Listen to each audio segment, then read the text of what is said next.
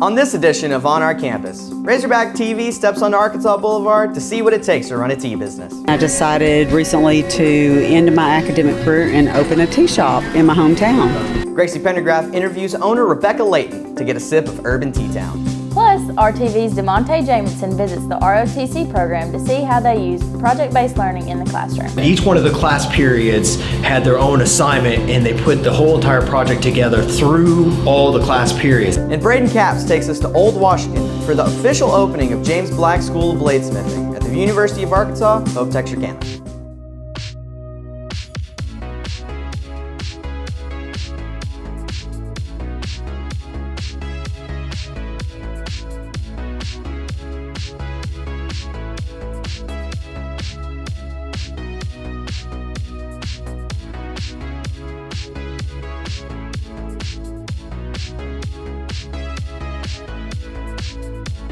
Recognized by the Arkansas Scholastic Press Association and the Student Television Network for broadcast excellence, this is On Our Campus. Now, here's your host, Evan Burton and Hannah Phillips. Welcome to On Our Campus. It's our in-depth look at the stories that matter. I'm Evan Burton. And I'm Hannah Phillips. Our first story is exactly my cup of tea. No, literally. A new local tea shop has opened just down the road from Arkansas High. The new place opened January 1st and has been making waves in Texarkana the last few weeks. And as we find out, they do much more than just tea. With more on the story, here's Gracie Pendergraph. Thanks, Evan and Hannah. I'm outside Urban Tea Town, Texarkana's newest hotspot on Arkansas Boulevard. All of us here in the South love tea, but do we really know what goes into making a cup of tea? I talked with Miss Rebecca, the owner, to find out how it's made. When you enter Urban Tea Town, you step into an oasis filled with sights, sounds, and smells unlike anything Texarkana has ever experienced. The new tea and coffee shop offers a variety of drinks and treats. The owner, Rebecca Layton, enjoys the job and expresses the importance of staying true to your roots. I wanted to do it on the Arkansas side of town. This is where I grew up. Not only is the shop located on the Arkansas side, the majority of its products originated in Arkansas as well. When selling her baked goods, Miss Layton tends to stay not only local to Arkansas, but to Texarkana as well. Some of the pastries and things I get are from Graham Slam Bakery right here in Texarkana.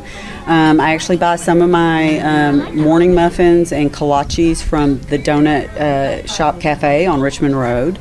But I've had other things come in from a place called Dope in Fayetteville, Arkansas. Urban Tea Town sells many different tea varieties, some of which you may not be familiar with. Teas sold at the shop come from all over the world. We have teas here from Africa and Sri Lanka, China, Japan. The process of brewing a cup of tea isn't as easy as it seems. It's time-consuming and meticulous. We start by putting the tea into some little infusers that we have. We have a couple of different varieties up on the bar if you were looking over there. And we let it steep for a certain amount of time and a certain temperature. And then we just strain that into a cup. In the midst of flu season, we are all trying our best to stay clear of the harmful sicknesses in the air. While this is not official medical advice, a cup of tea might provide some health benefits. All of the teas are healthy for you in some way. They all have antioxidants. They all have health benefits. Miss Layton enjoys being an entrepreneur and feels her business is one of the great new things happening in the Texarkana area. I feel like Texarkana's on a tipping point to have more eclectic kind of things in Texarkana. I think people have so far have embraced the shop very well, which I think is an indication that we've been slightly successful right out of the gate. For Razorback TV, I'm Gracie Pendergraft. Our next story took place here on campus. The work of the ROTC program can be seen at pep rallies and parades, but there is much more. Recently, the cadets finished up a major project-based learning opportunity in the classroom. Along with photographer Galen Williams and editor Haley Buston, here's DeMonte Jamison with the story.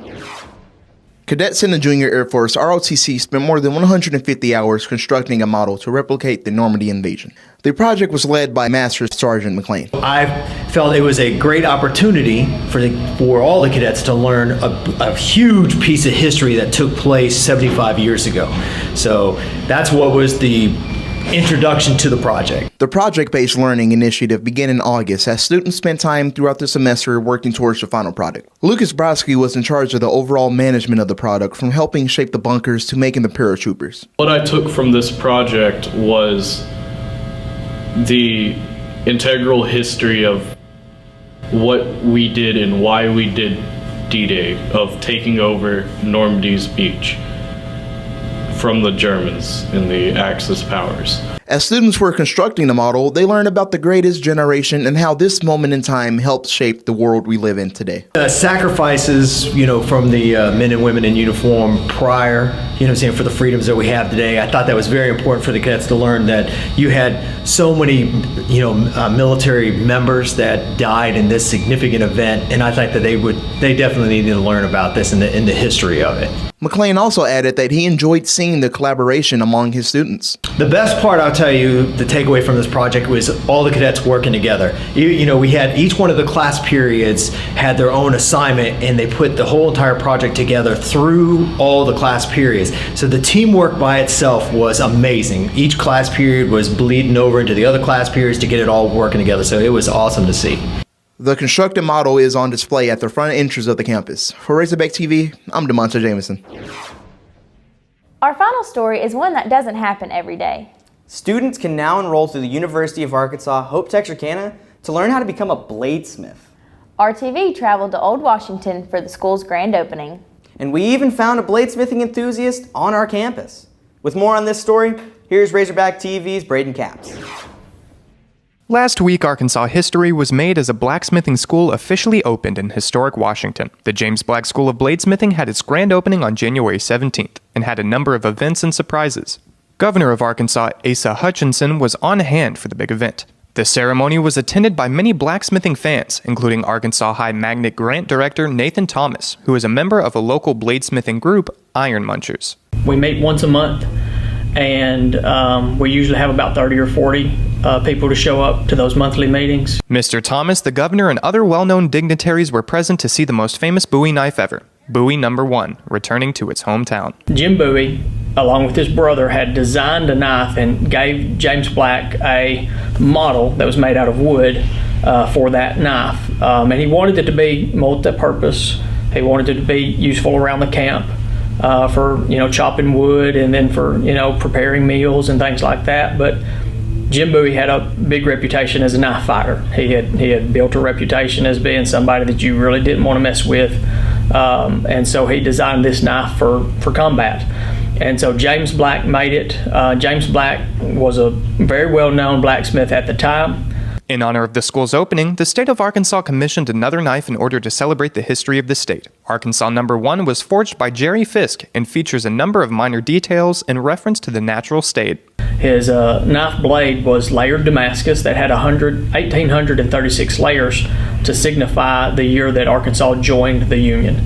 And that was just one of the things that he had to symbolize the state of Arkansas. Blacksmithing is important to both the past and future of Arkansas. The opening of the James Black School of Bladesmithing is going to bring big changes to the economy. To see us have another bladesmithing school in this area to increase the educational opportunities for people that are interested in that art and craft is really a good thing. And for those interested in getting into the art of bladesmithing, the Iron Munchers meet every third Saturday of the month. All enthusiasts are welcome. For Razorback TV, I'm Braden Capps. That's it for this edition of On Our Campus. Gracie Pendergraft and Braden Capps will be back next week with a new episode of Razorback TV News. Thanks for watching. I'm Hannah Phillips. And I'm Evan Burton. Have a great day, everybody.